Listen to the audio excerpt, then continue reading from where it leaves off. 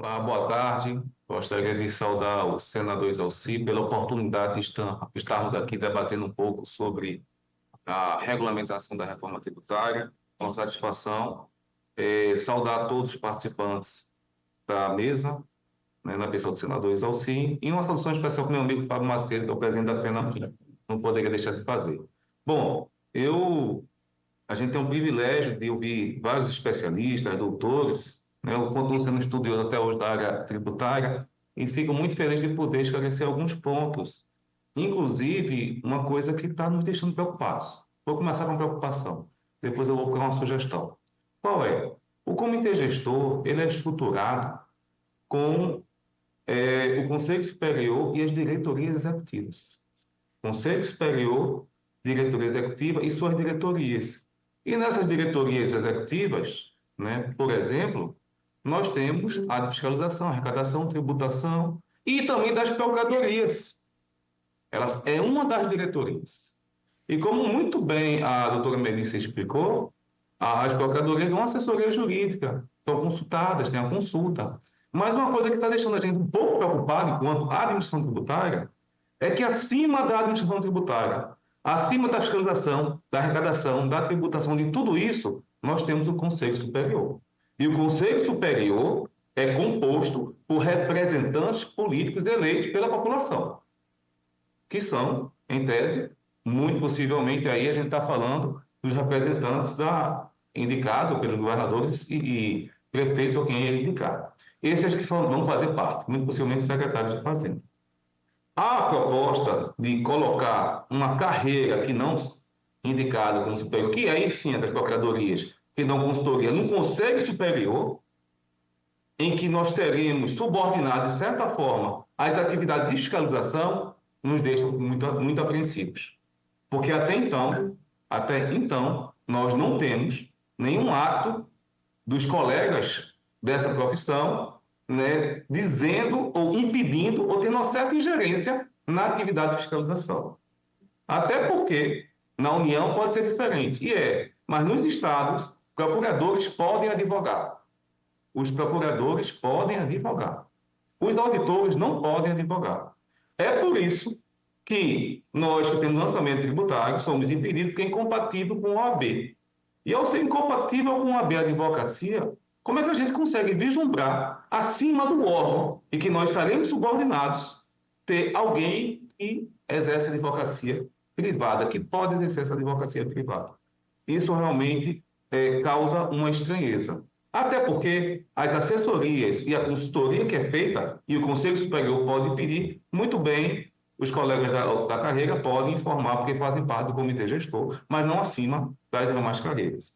Vou aproveitar a oportunidade para dizer o seguinte, e para explicar. Hoje, esse novo modelo tributário vai na linha de defesa do bom contribuinte, a conformidade, e aí sim tentar penalizar mais forte o sonegador, que não é o caso. O sistema foi feito para defender o bom contribuinte, inclusive aquele que permite que nosso crescimento econômico possa, né, gotejar, digamos assim, para todo mundo. Se ninguém empreender, né, o país entraria numa situação econômica desastrosa.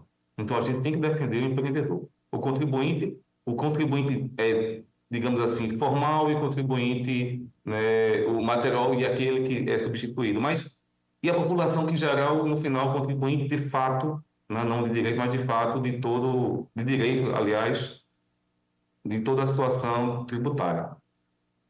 E hoje a gente tem uma definição a tomar nessa questão da reforma tributária, da regulamentação. Nós iremos permitir, aí eu vi o doutor Felipe Salto mais uma vez criticando a alíquota tributária, essa alíquota pode ser a maior do mundo, mais uma vez ele falou isso, a gente tem uma alíquota que talvez vai em torno de 26,5, 27, 28, não sabemos ainda. Nós vamos experimentar qual vai ser a alíquota do IBS. Mas a gente está diante de uma possibilidade do aumento indireto da alíquota do IBS. Onde é que está esse aumento? Bom, nós bem sabemos, e aí sim é uma defesa nossa, nós fizemos no Senado, na Câmara também, que é a possibilidade do contribuinte, já que é uma nova fase de cooperação entre os entes, cooperação entre as organizações, cooperação entre o Estado e a sociedade, do contribuinte recolher o seu tributo sem ser onerado em demasia. Isso a gente não pode permitir. É por esse motivo que a FENAFIS defende duas coisas. A primeira, que a inscrição em dívida ativa se dê no prazo de pelo menos 24 meses. Por que pelo menos de 24 meses? Porque em alguns estados nós identificamos que a inscrição na dívida ativa, por ela si só, em alguns casos, não são em todos os estados, em alguns casos, já gera uma cobrança judicial. E ao gerar cobrança judicial, nós estamos impondo ao contribuinte o pagamento dos honorários, dos honorários da advocacia pública, em patamares em torno de 20%. Então, se a gente tiver uma dívida ativa, no caso de uma dívida ativa pequeno, como foi proposto, inclusive, pelos colegas, de alguns colegas dos procuradores, de quase de 30 dias, era 180, houve debates de 30 dias, 90 dias, nós estaremos fazendo um ônus pesado ao contribuinte. Nós propomos ainda 24, está em 12 meses hoje, atualmente no PLP, a gente propõe 24 para que o contribuinte possa regularizar, se autorregularizar, fazer a transação tributária na via administrativa, essencialmente direta, haja vista que nós temos um dos maiores contenciosos tributários do mundo, com mais de 5,4 trilhões, desculpem, 5,44 trilhões de reais. Naquele momento representava 75% do PIB, hoje tem que atualizar, porque é os dados de 2020 do INSPER. Então, a gente tem visto que a questão judicial não é o melhor dos caminhos. Mas a função tributária deve ser vista, e nós defendemos, na via administrativa pelas administrações tributárias, haja vista que não há ônus para o contribuinte, já que nos estados, aí o Fábio do município pode falar melhor, nos estados não há essa participação do fisco, e nós tínhamos até então, acredito, ao melhor juízo, 2 ou 3 que ainda tem alguma participação e autuação, que é um ponto que a gente está trabalhando até para evitar que isso aconteça, é que a gente defende o bom contribuinte. Aproveitando a oportunidade também, a gente defende que, e aí eu vi um debate interessante, a apresentação, sobre o contencioso administrativo tributário. Mas é um ponto importante para ser colocado. Em nenhum local do mundo, em nenhum país democrático que nós tenhamos conhecimento, se alguém souber, nos diga, por favor, nós queremos conhecer esse país, nós não temos o contribuinte julgando para si próprio. O que é que a gente fala? O julgamento administrativo tributário, ele, em todos os países democráticos, ele é feito pela própria administração que revê seus atos, provocado ou não, com base, de certa forma, no princípio da autotutela. E o contribuinte satisfeito com a decisão administrativa pode recorrer ao judiciário. Tem o direito de recorrer, inclusive com previsão constitucional. Da forma que está, nós, mais uma vez, somos um ponto fora da curva, em que aquele que sofre a incidência da norma também decide se deve prosperar ou não, ou se ele cometeu uma infração administrativa tributária.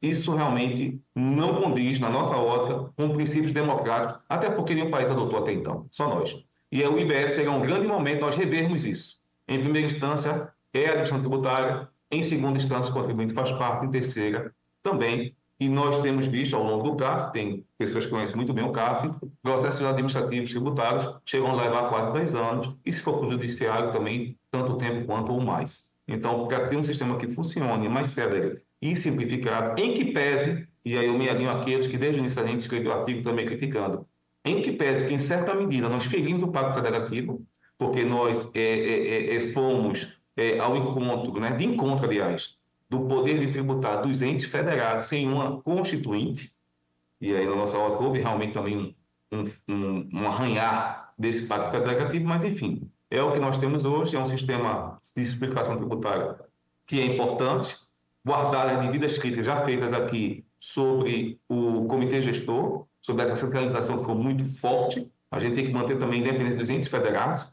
caso contrário, nós também iremos incorrer no risco forte de cometermos algumas, como eu poderia dizer, alguns excessos a restringir-se toda a fiscalização a poucas pessoas. Eu estou falando de um tributo que vai arrecadar em torno de R$ 1 trilhão, né? O número de hoje, na mão de poucas pessoas, sem descentralizar, e nós sabemos que a descentralização é algo muito importante no setor administrativo para impedir, inclusive, que alguém cometa algum possível excesso. E a gente está falando de um excesso cometido de boa-fé, falando de um excesso realmente por centralização excessiva.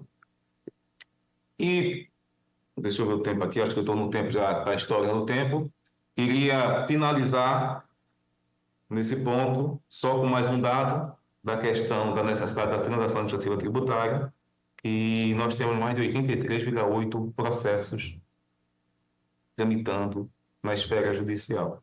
Então, acreditamos realmente que a conformidade da transação são os caminhos que devem, né, ser seguidos nessa regulamentação do tributo e, mais uma vez, que essa transação tributária não cause nenhum ônus indireto da carga tributária, nem prejuízo para o contribuinte e para a sociedade. Essa é a razão que a gente defende que ela seja feita pela administração tributária, haja vista que nenhum de nós pode exercer atividade privada, especialmente na advocacia. Muito obrigado.